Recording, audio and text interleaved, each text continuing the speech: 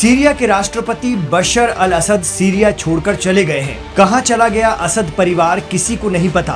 कोई कहता है वो रूस गए हैं तो कोई ईरान बता रहा है और कुछ रिपोर्ट्स ने तो ये भी दावा कर दिया कि असद का विमान उनका प्लेन मार गिराया गया। जो भी हो, लेकिन असद के पक्के दोस्त ईरान की तरह रूस ने भी उनकी आखिरी दौर में मदद क्यों नहीं की, ये सवाल भी अब मंजरे आम पर है।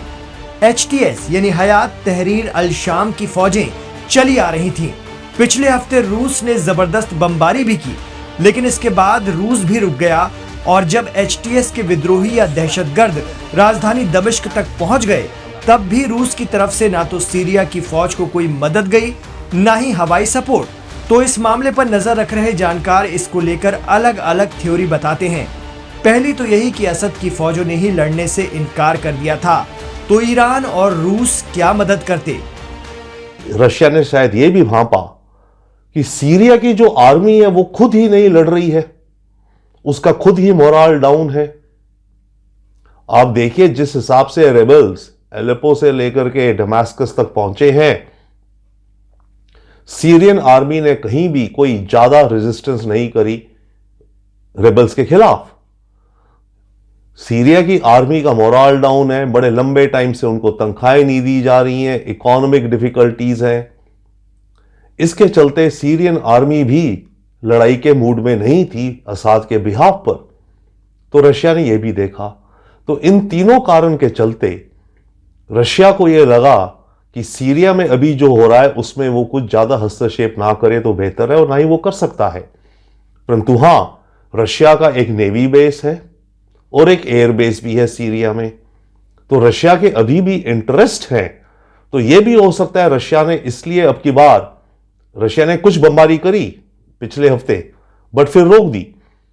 तो रशिया शायद यह भी कैलकुलेट कर रहा है कि ये जो नए रेबेल आतंकी आ रहे हैं सत्ता में, इनके साथ अपने रिश्ते ठीक बनाए ताकि रशिया का वो जो नेवी बेस और एयर बेस है वो वहां रहे। ये ना हो कि जो नई सरकार बने सीरिया की, जो भी, वो रशिया से कहे कि आप अपने ये नेवी बेस और एयर बेस यहां से हटा दो।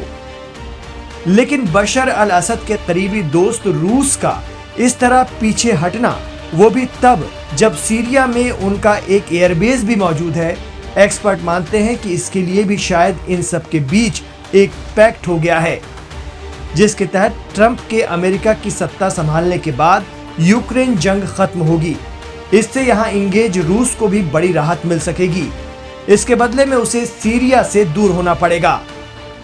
यही वजह रही कि रूस बशर अल असद परिवार को बिना किसी रेजिस्टेंस के सेफ निकाल ले गया और उन्हें निकलने देने का रास्ता भी शायद इसी समझौते के तहत दिया गया। जानकार बताते हैं कि हो ना हो ये एक समझौता है। इसी वजह से सीरिया में इस बार जंग हुई ही नहीं, बल्कि सत्ता का ट्रांसफर हो गया। वो भी एकाएक नहीं और ना ही छीन कर, बल्कि सीरिया के PM आहिस्ता आहिस्ता HTS को सत्ता सौंपेंगे। ऐसे में ना कुछ ईरान कर पाता और ना ही रूस। जब पहले से ही तय है तो कोई करे क्या। दरअसल यूक्रेन के मोर्चे पर करीब 3 सालों से जंग लड़ रहा रूस भी काफी नुकसान उठा रहा है। ऐसे में उसे भी इस जंग से अब बाहर निकलना है। डोनाल्ड ट्रंप आते ही सारे समझौते कराएंगे, तो रूस के लिए भी सीरिया की कीमत पर यह सौदा बुरा नहीं है। बड़ी बात यह है कि सीरिया में रूस का एयरबेस भी बच गया और रूस अपने दोस्त असद को भी निकाल ले गया। अगर असद रूस में है तो पश्चिमी ताकतों और तुर्की के लिए उन्हें सौंपने का प्रेशर बनाना आसान नहीं होगा। अगर यही असद ईरान में होते तो ईरान पर भारी दबाव बनाया जाता। लेकिन इस पूरे घटनाक्रम या यूं कहें कि अंदरूनी राजनीति से सबसे ज्यादा नुकसान फिलिस्तीन की मजलूम आवाम का हुआ है।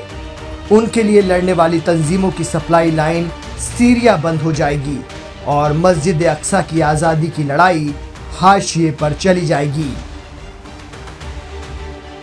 बशर असद मुख्तलिफ खबर है कि वो नहीं रहे, और कोई कह रहा है ईरान चले गए हैं, कोई कह रहा है रशिया चले गए हैं। तो उसको बशर असद को मेरे हिसाब से जाना चाहिए था रशिया, क्योंकि जब बशर असद की वापसी की बातचीत हो किसी तरह का केस चलाने के बाद कुछ जो है, तो उस वक्त ईरान के ऊपर प्रेशर बिल्टअप करना ज़्यादा आसान होगा बनिस्बत रशिया के। अगर रशिया के अंदर रहेंगे बशर असद, अगर जैसा कि पता चला है, मुख्तलिफ़ तरह की ख़बरें आई कि उनका हेलीकॉप्टर मार गिरा दिया गया, और फिर ये भी खबर आ रही है कि वो रशिया या ईरान चले गए, तो उनको जाना चाहिए तो रशिया, ताकि रशिया से जो है वो रशिया के ऊपर प्रेशर बिल्टअप ना कर पाए, क्योंकि ईरान के ऊपर प्रेशर बिल्टअप करना आसान होगा। देखिए, ये जो चीज़ें हैं, ये जो ग्रुप्स आए हैं, अभी आप देखिएगा ये आपस में लड़ेंगे और इनको कोई और नहीं मारेगा, अमेरिका ही मारेगा। जैसे उसने ओसामा बिन लादेन को मारा, जैसे उसने अबू बकर बगदादी को मारा, उसी तरीके से वो जो है ये मारेगा, इसको भी, जौलानी को ही मारेगा। आप देखिए कि उसको अमवी मस्जिद के अंदर खलीफा बनाकर बैठा दिया गया, तो अब ये मारेगा अमेरिका।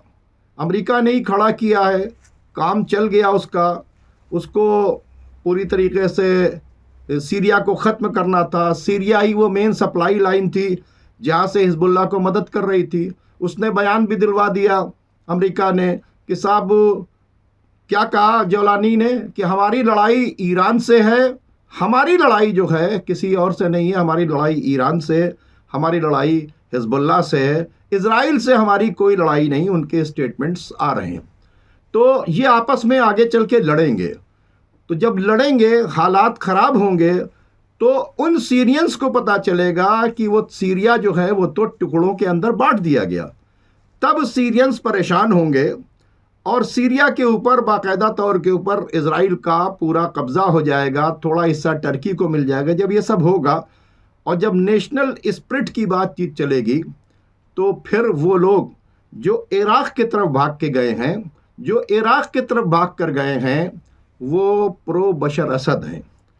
तो फिर कल जब सीरिया को सीरियंस वापस लेने की बातचीत करेंगे, तो फिर बशर असद अगर रह गए तो बशर असद और वो लोग सीधे आएंगे और इराक़ की तरफ से वापस आएंगे और सीरिया को फिर से इजराइलीज़ के और अमेरिका के पंजे से आज़ाद कराएंगे।